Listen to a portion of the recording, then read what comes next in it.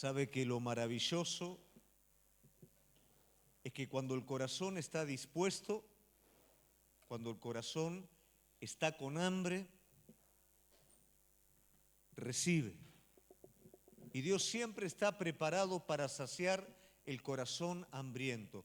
El corazón hambriento, el espíritu, no se sacía con los sentidos, se sacía con el Espíritu Santo de Dios. Y eso tiene que ser anhelado, eso tiene que ser deseado, eso tiene que ser buscado. Y tenemos que estar dispuestos a vender las perlas inferiores por adquirir la perla de gran precio. Dios siempre quiere darnos más. Nosotros somos los que tenemos que estar preparados para recibir. Amén. Los días jueves, como es de costumbre, tenemos tiempos de una administración un tanto más práctica, que como diríamos, vamos al hueso, porque la realidad es que tenemos que crecer, queremos crecer. Y yo sé que ni usted ni yo queremos perder tiempo en este proceso divino de crecimiento. Amén. Y algo que es fundamental comprender, que la madurez en la vida del Hijo de Dios no es algo que lo da los años, es algo que lo da la rendición, la entrega. Podemos estar años dentro de la iglesia y una persona nueva con una rendición absoluta delante del Señor va a progresar probablemente más rápido que aquel que haya puesto 1000 condicionamientos para seguir a Cristo. Entonces la madurez tiene que ver siempre con una entrega y con una renovación espiritual. Quiero leer una porción que golpea mucho mi vida. Nos vamos a detener un poquito en esta porción y luego sí vamos a hablar acerca de la madurez y de etapas de madurez en la vida de nuestro crecimiento espiritual, en nuestras vidas. Amén. Vamos a abrir la palabra de Dios en Jeremías capítulo 2, versículo 7.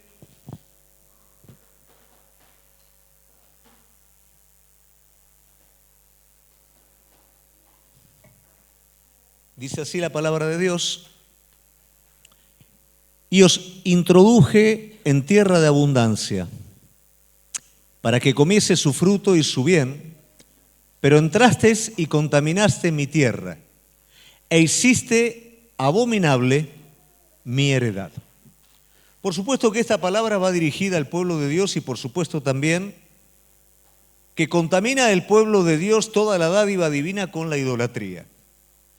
Cuando nosotros leemos esta palabra, si prestamos atención, te introduje en tierra de abundancia para que comieses su fruto y su bien.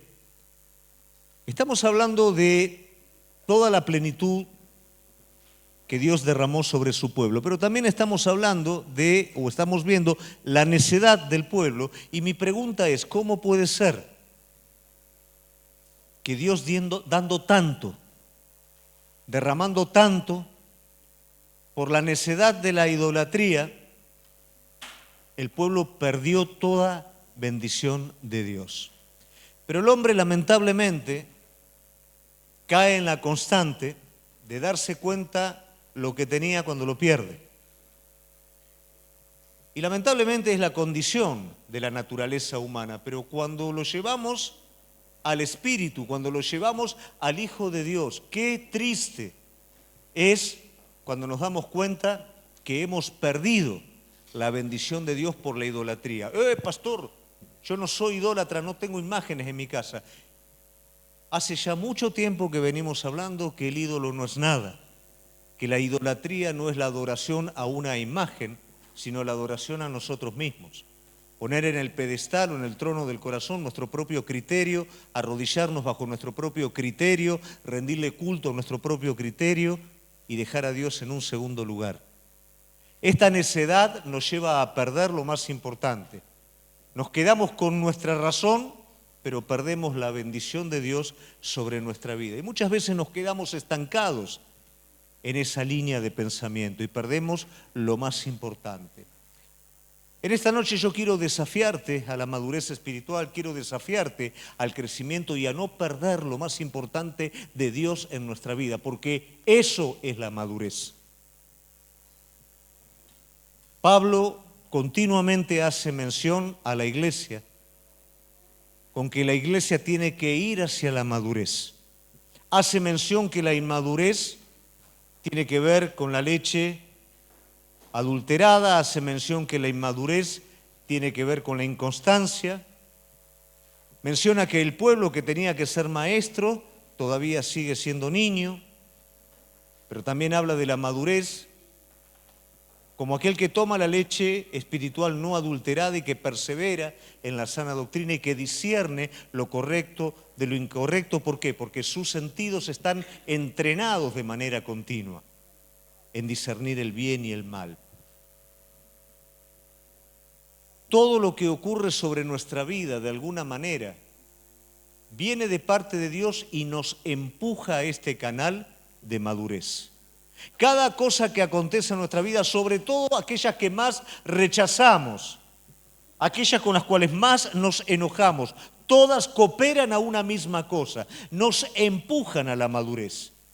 Hemos dicho varias veces con respecto a la palabra de Dios, no vuelve vacía, sino que cumple su propósito. ¿Y cuál es el propósito? Revelar la verdad. ¿Para qué? Para que vos tomes la responsabilidad, porque finalmente eso es madurez, tomar la responsabilidad de mi vida espiritual, no echar culpas, no poner el problema en otro lado, llamarlo por su nombre y enfrentarlo de la mano de Jesucristo. Eso es responsabilidad. Pero a veces evitamos, nos evadimos de todo esto y entramos en un círculo, en un ciclo de pérdidas. Y Dios quiere sacarnos de ese lugar y llevarnos definitivamente a la abundancia que está en la madurez. ¿Estás dispuesto a ir a la madurez espiritual? ¿Estás dispuesto a que lo que el Señor permite hoy sobre tu vida pueda empujarte para adelante y no para el costado? ¿Estás dispuesto? Yo voy a tocar las etapas del pueblo de Dios desde la salida de Egipto hasta la muerte de Josué. En estas etapas vamos a ver 4 aspectos negativos, 4 aspectos que el pueblo de Dios obvió, que no hizo, que lo llevaron finalmente a perder lo que Dios le había dado. Y yo quiero que juntos podamos nosotros analizar en nuestra vida. Porque estas etapas no son simplemente etapas históricas, son etapas en los distintos momentos de nuestro crecimiento espiritual.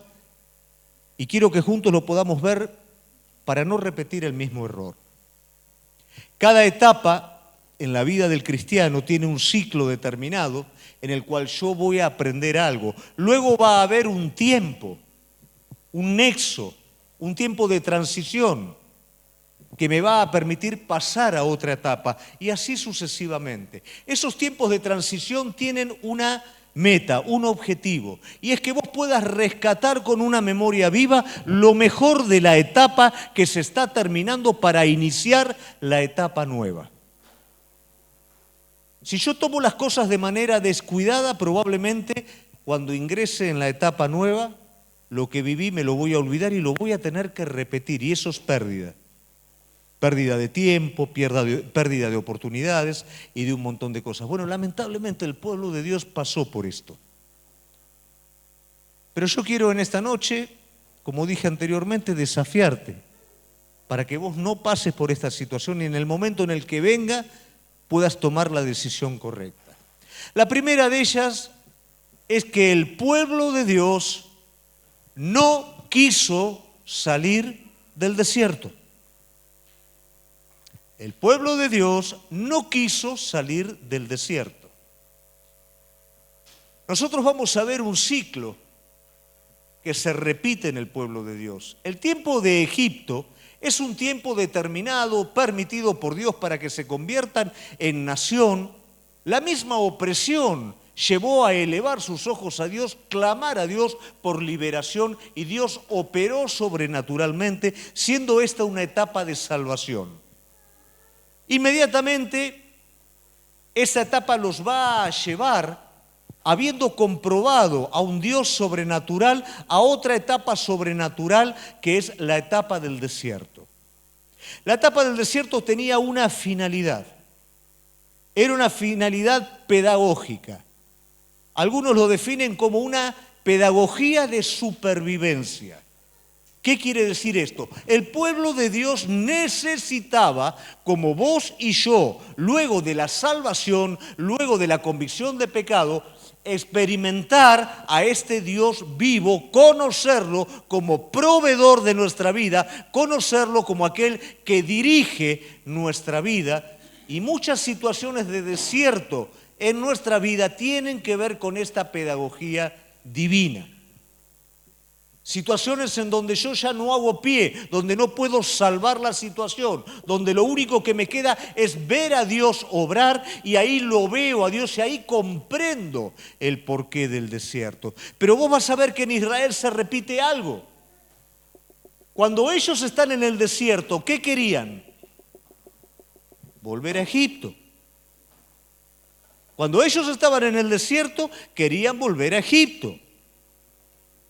Cuando ellos pasan ya a la tierra prometida y se encuentran muchas veces en estrecheces con el enemigo, ¿a quién recurren? A Egipto. Y cuando ellos están bien en la tierra prometida, prosperado, ¿con quién quieren hacer negocios? Con Egipto. Cuando Dios dijo, no vuelvan nunca más a Egipto. Pero su corazón siempre estuvo dividido.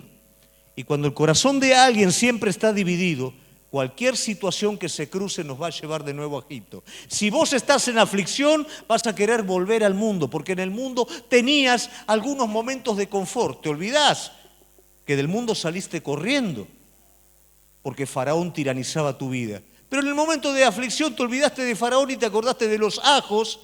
Y decías, bueno, no estaba tan mal. Antes que este trato, prefiero volver nuevamente al mundo. O tal vez avanzaste en el camino espiritual, pero si no está la ayudita de Egipto, voy a perder un montón de oportunidades, un montón de cosas. No tenemos que ser tan extremistas. Necesitamos un poquito de Egipto. No tenemos que ser tan fanáticos. En la abundancia, la realidad es que si no somos un poquito de amigos de Egipto, no podemos crecer mucho más tampoco. Todas estas son mentiras. De todo esto el Señor quiere librar al pueblo porque le quiere dar una identidad definida y porque quiere finalmente llevar al pueblo que de manera continua pueda vivir en una memoria viva de Cristo. Esto nos pasa a nosotros, iglesia. Perdemos la memoria viva, perdemos la relación personal de no te desvíes ni a derecha ni a izquierda. Nos vamos endureciendo porque el corazón está dividido entre Egipto y Cristo y perdemos lo más importante. La pedagogía del desierto tenía que ver con entender definitivamente que es Dios el que dirige, es Dios el que provee. Esa era la pedagogía del desierto. Pero lamentablemente ellos no la pudieron entender.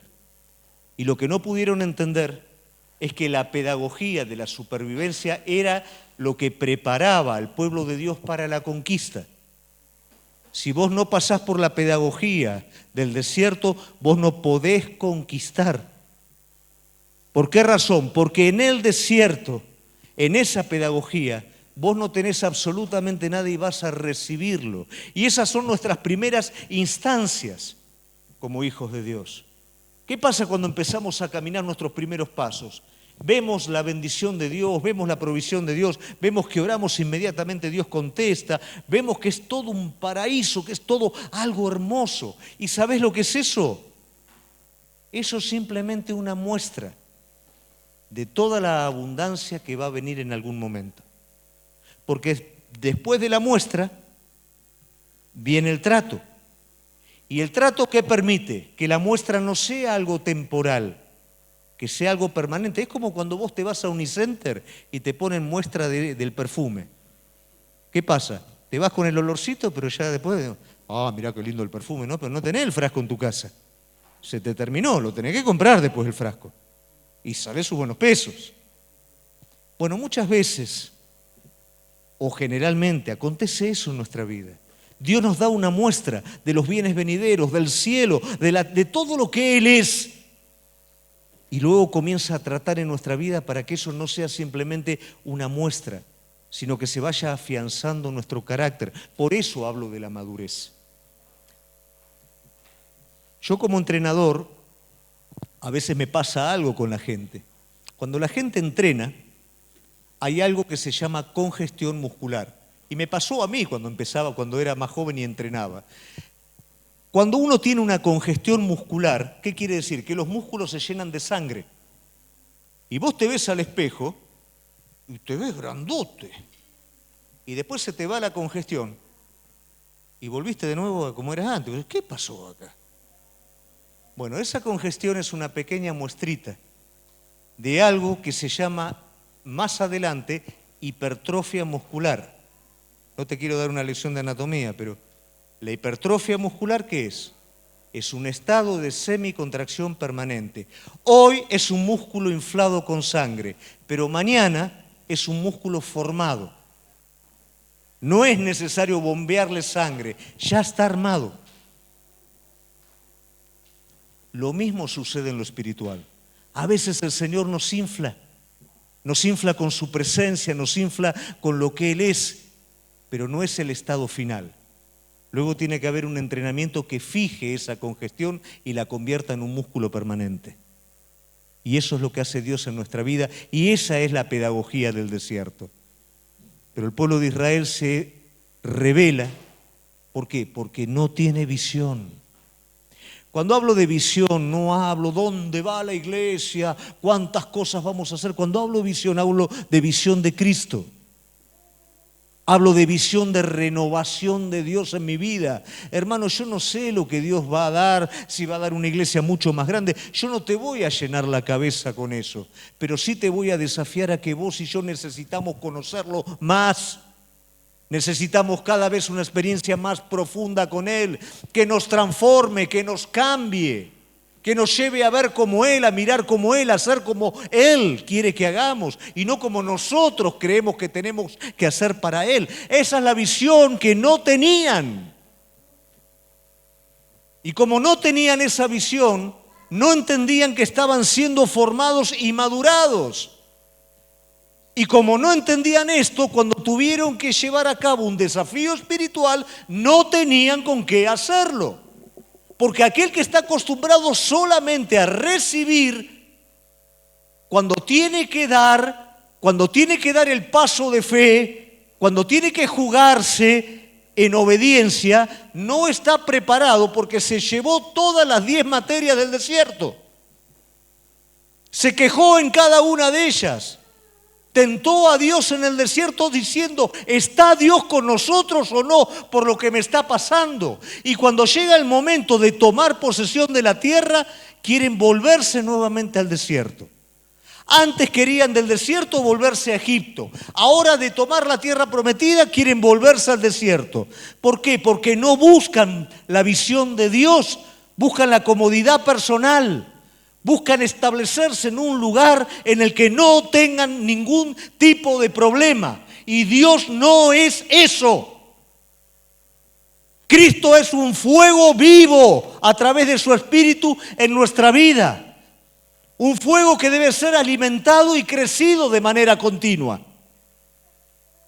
La madurez no es una opción, es una condición para el Hijo de Dios.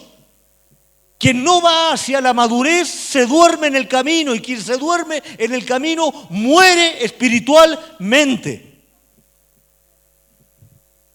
Es como un adicto que cree que cuando quiere puede dejar esa droga y volver nuevamente y nunca la deja y nunca vuelve.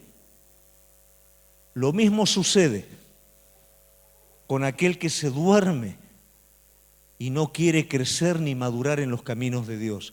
No es una opción, es la vida vital del Hijo de Dios. Entonces, el primer problema que tienen no quieren dejar el desierto. ¿Y qué pasa cuando no querés dejar en el desierto? Morís en el desierto.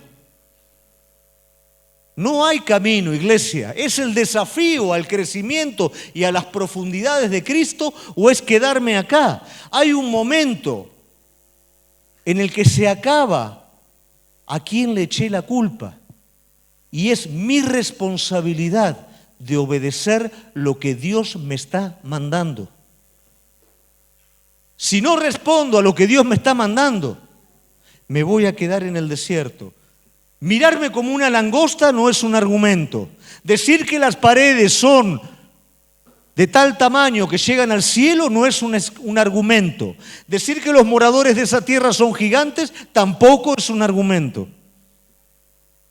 Yo tengo que tomar la responsabilidad de obedecer lo que Dios me está mandando. De lo contrario, es el desierto. Ellos eligieron en el desierto y lamentablemente murieron en el desierto.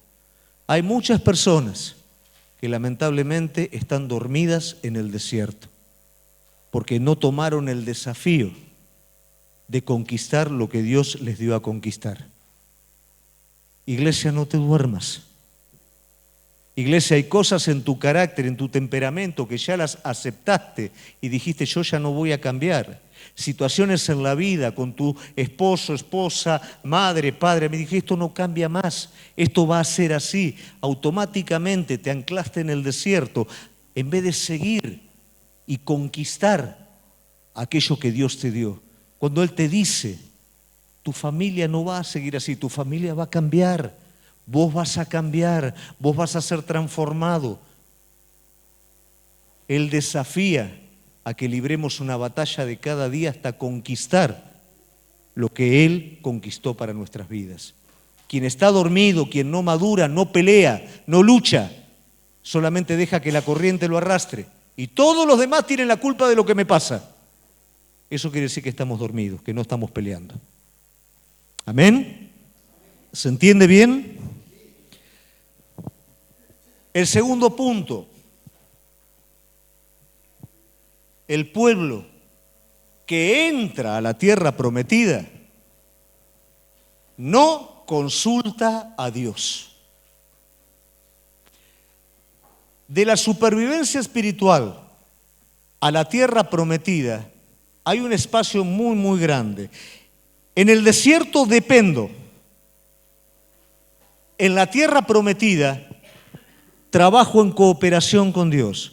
Acá recibo maná, acá trabajo y el fruto del trabajo es bendecido, es multiplicado. Es distinta la dinámica, pero lo espiritual del desierto nunca se pierde. La sobrenaturalidad de Dios, la soberanía de Dios, nunca, nunca, nunca se pierde. Entonces vamos a ver que cuando la generación que va a tomar la tierra, va a cruzar, más que un ejército que va a cruzar a invadir una ciudad, parece una procesión. Los religiosos van adelante, el arca va atrás, el ejército va atrás de todo. No existe una estrategia militar, simplemente personas dando vuelta. No están los gritos famosos de la guerra cuando usted ve 300 o Corazón Valiente, ¿no? No está eso. Cállense en la boca hasta el séptimo día. El séptimo día sí vamos a gritar. Pero mientras tanto no había gritos, no se arengaba absolutamente a nada. Era un silencio y una obediencia. Era algo sobrenatural. En el desierto no lo vivieron, lo están viviendo en la tierra prometida porque van a empezar a conquistar y Dios le está mostrando el modelo de cómo va a ser de ahí para adelante. A veces vamos bien hasta este punto.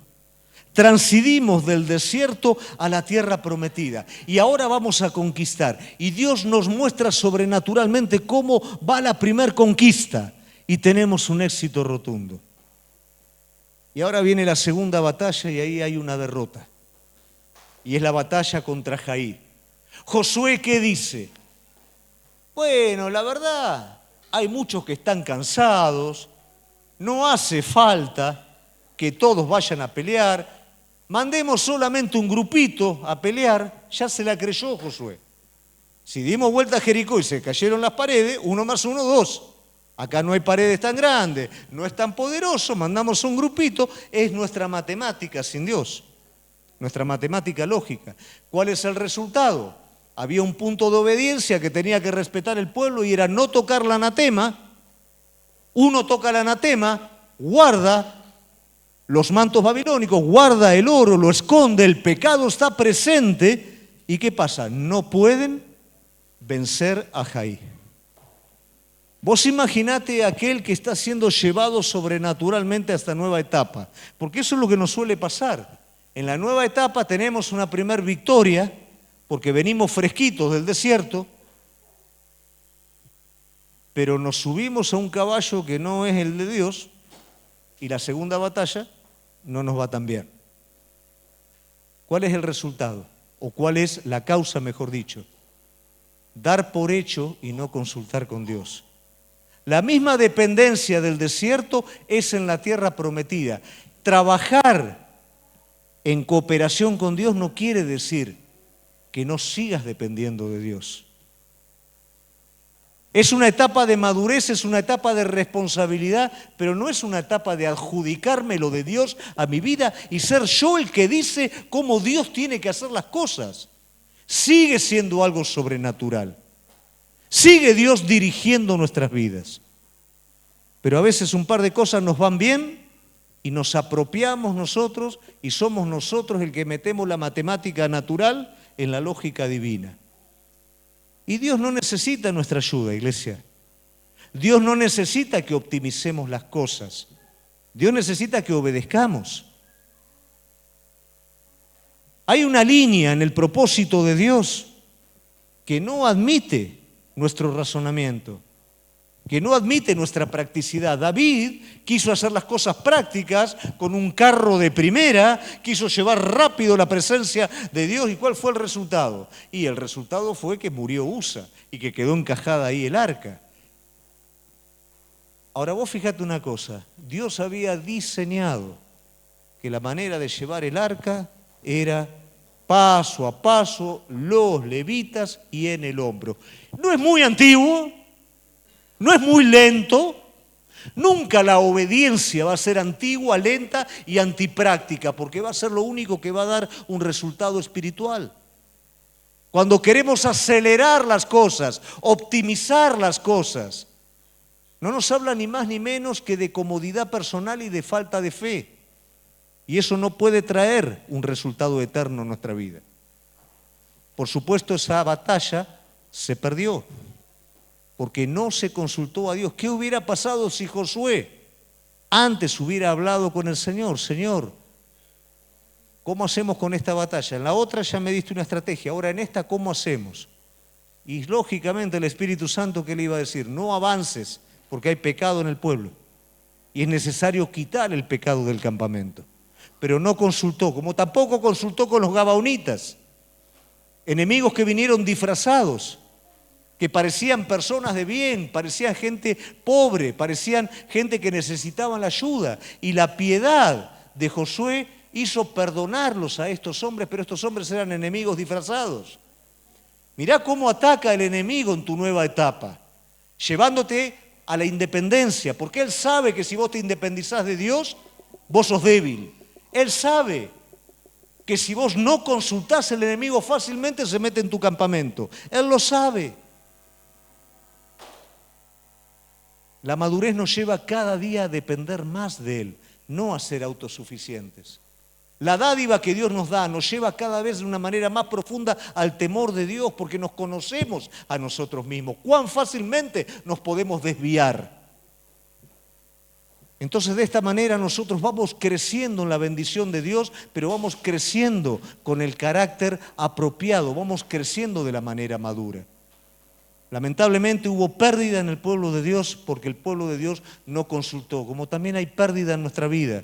Cuando damos por hecho que Dios quiere hacer las cosas de determinada manera, damos por hecho con las personas, damos por hecho con las situaciones y después nos damos cuenta que algo que parecía redondito termina saliendo para cualquier lado.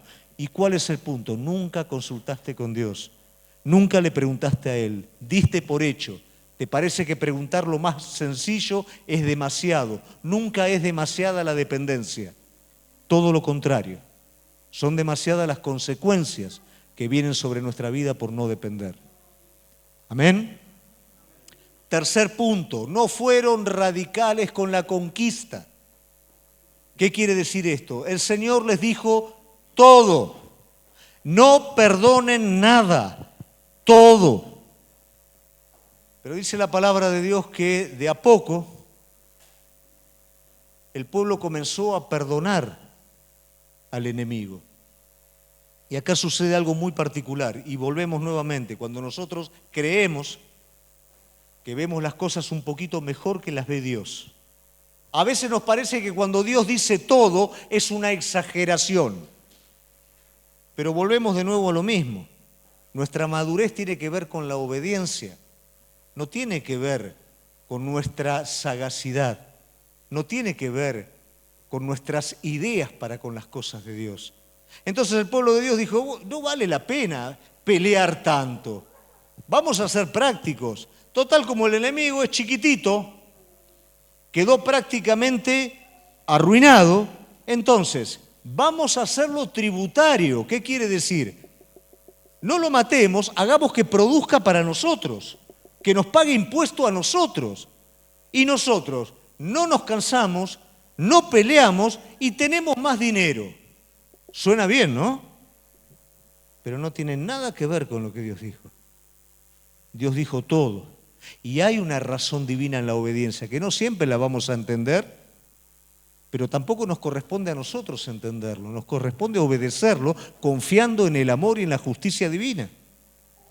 Ahora, ¿qué pasó con todo esto? Bueno, ese pueblito tributario que estaba ahí terminó siendo un aguijón, terminó siendo un problema en la vida de Josué y la vida del pueblo. ¿Cuál era el problema real? Bueno, el problema real es el cansancio. ¿Por qué muchas veces nosotros, cuando miramos atrás, nos vemos que no somos los mismos que cuando empezamos? ¿Por qué perdemos el primer amor en el camino? Porque nos cansamos de pelear, nos cansamos de batallar. Y la tierra prometida era para conquistar, no era para establecerse simplemente. Era para conquistar. Y toda bendición en Cristo Jesús sobre tu vida es para conquistar. No es para quedarte con lo que tenés y listo. Es para conquistar. Pero el pueblo se cansa.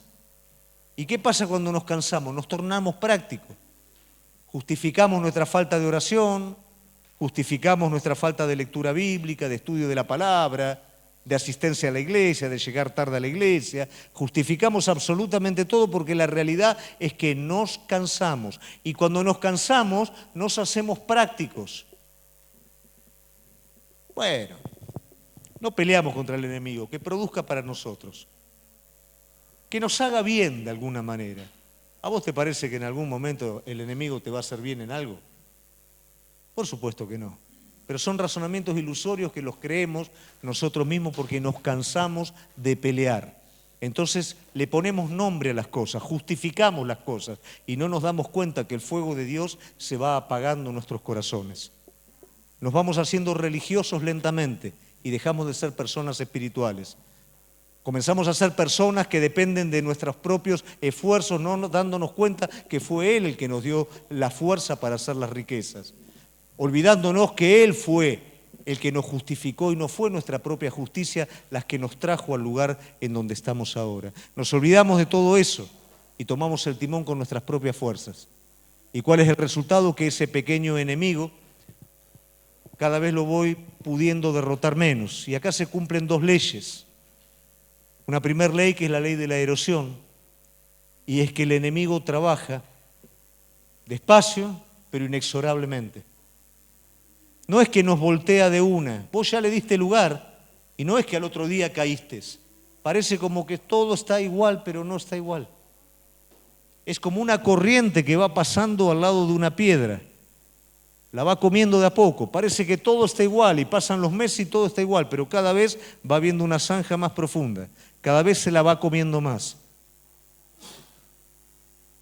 Cuando nosotros dejamos algo del enemigo en nuestra vida, dejamos algo sin resolver, dejamos parte del territorio que lo ocupe y pensamos que lo podemos hacer tributario, él comienza a erosionar lo más importante de todo, que es nuestra vida espiritual. Es la vida de Cristo en nosotros. Afuera parece que está todo bien.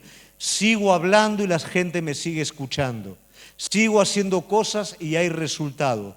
Pero cada vez está habiendo menos vida de Cristo adentro mío. Cada vez voy perdiendo la sensibilidad espiritual. Cada vez voy escuchando menos a Dios adentro mío. Me voy secando. Me voy apoyando ya no en Cristo, me voy apoyando en los resultados de las cosas. Voy dándole valor a otras cosas y esto lo voy descuidando porque ya acá no siento nada. Estoy descuidando la parte más importante de todas, la que me hace ser quien soy en Cristo Jesús. Porque dejé al enemigo y no lo exterminé completamente. La segunda ley que se cumple es la ley de la amalgama.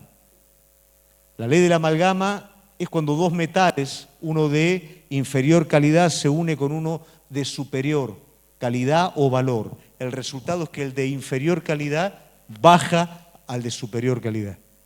Si vos amalgamás oro con otra cosa, el valor del oro baja.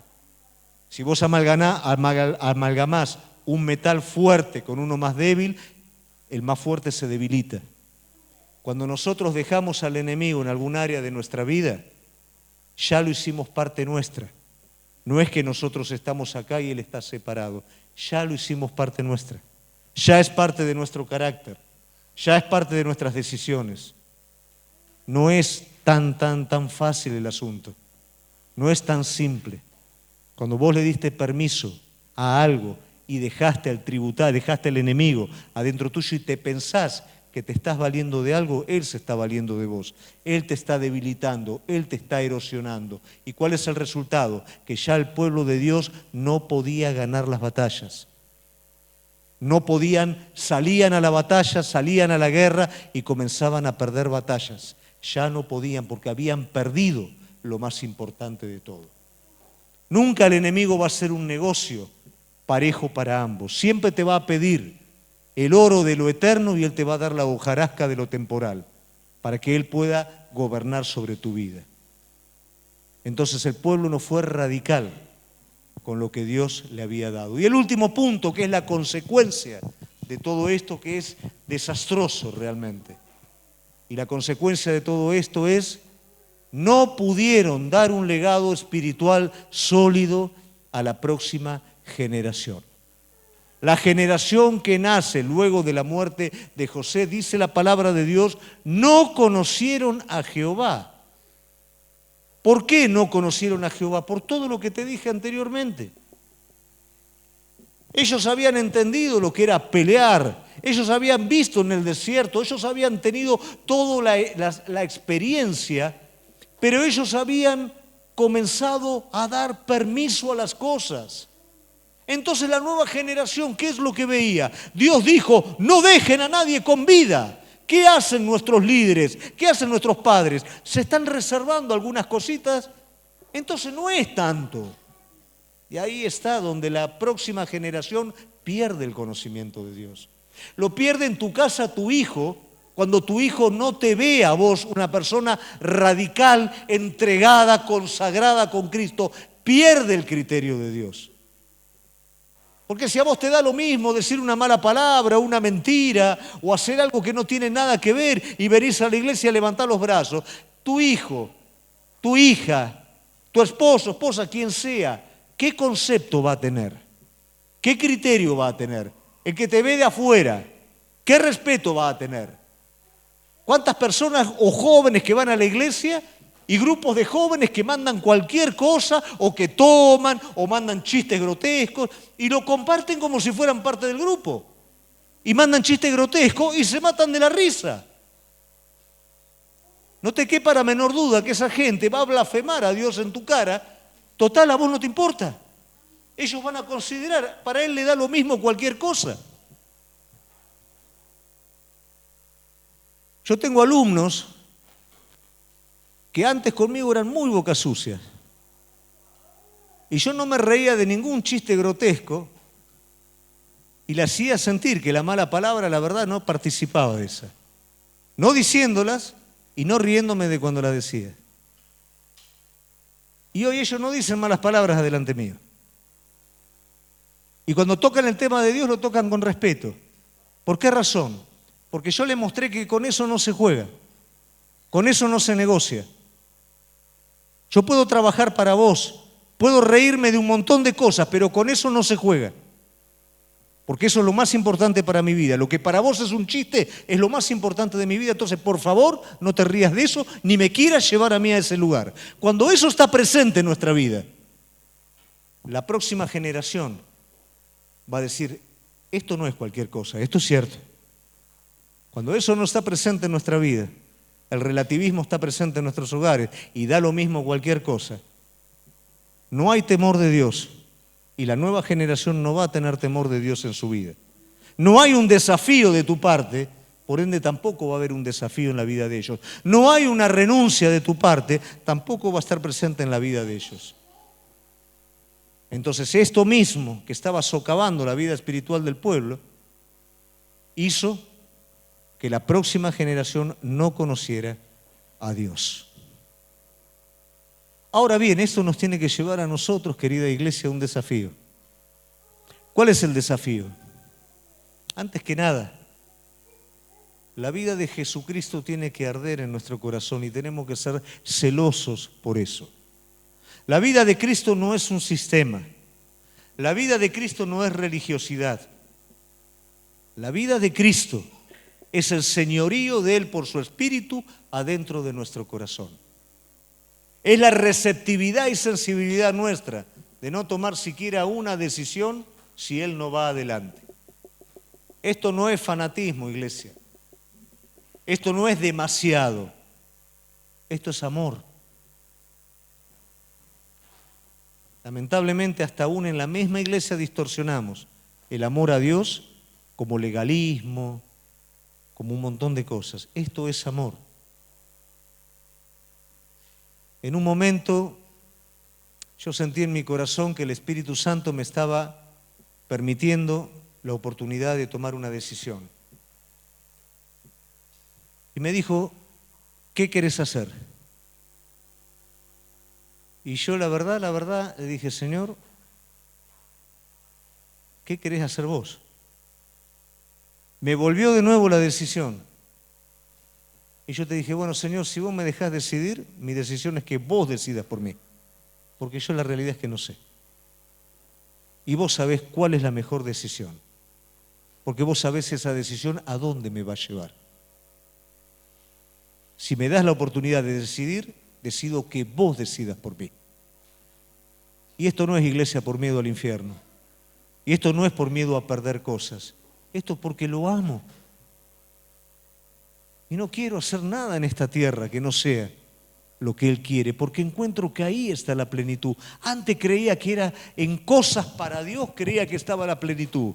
En hacer algo para Él pensaba que estaba la plenitud. Hoy la plenitud me di cuenta que es algo mucho más grande. Por eso Moisés, ¿qué le está pidiendo? Si vos no bajás con nosotros, de acá no me muevo.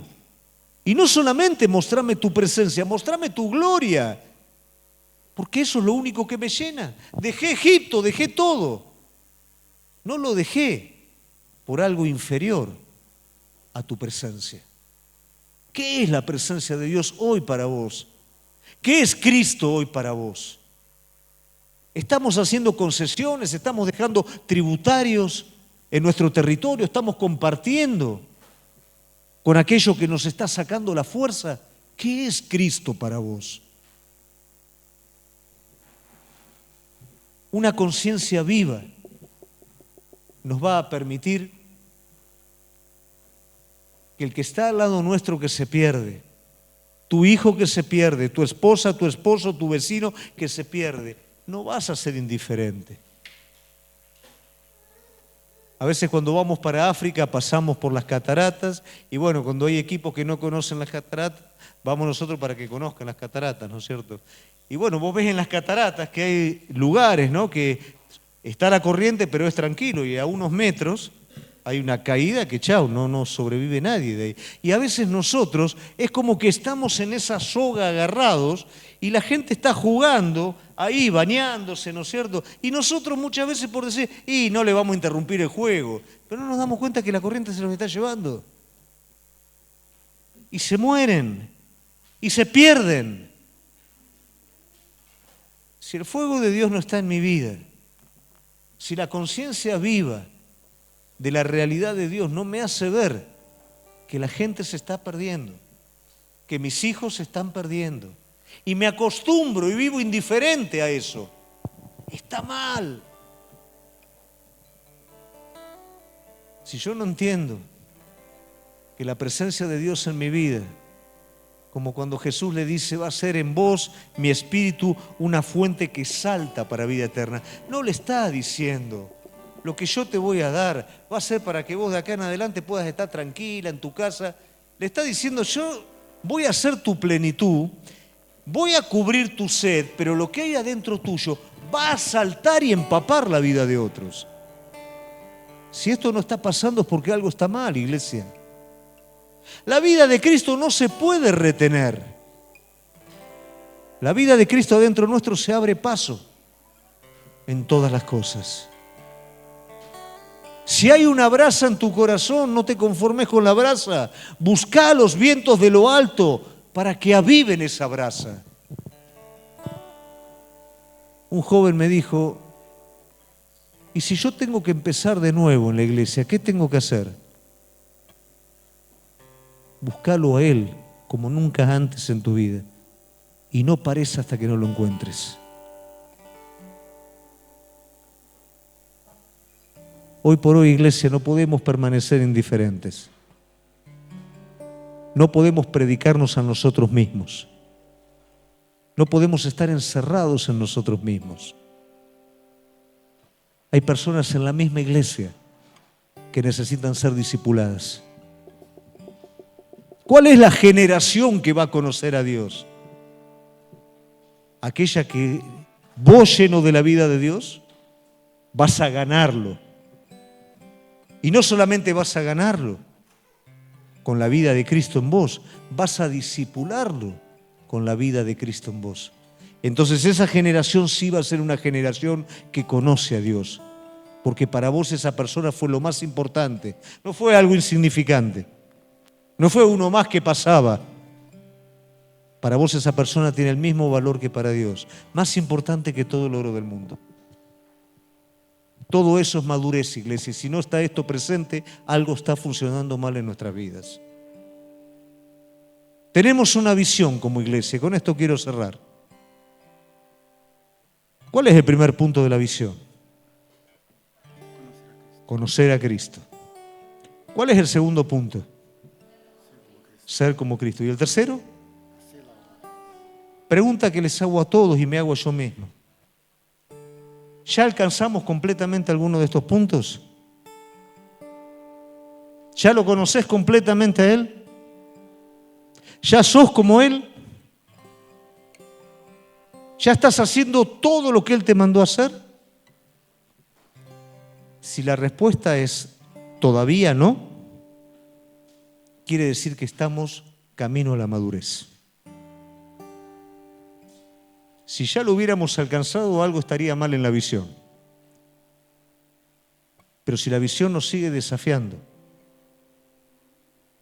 quiere decir que necesitamos seguir creciendo a toda plenitud de Cristo Jesús en nuestra vida. Amén. Te invito a ponerte de pie.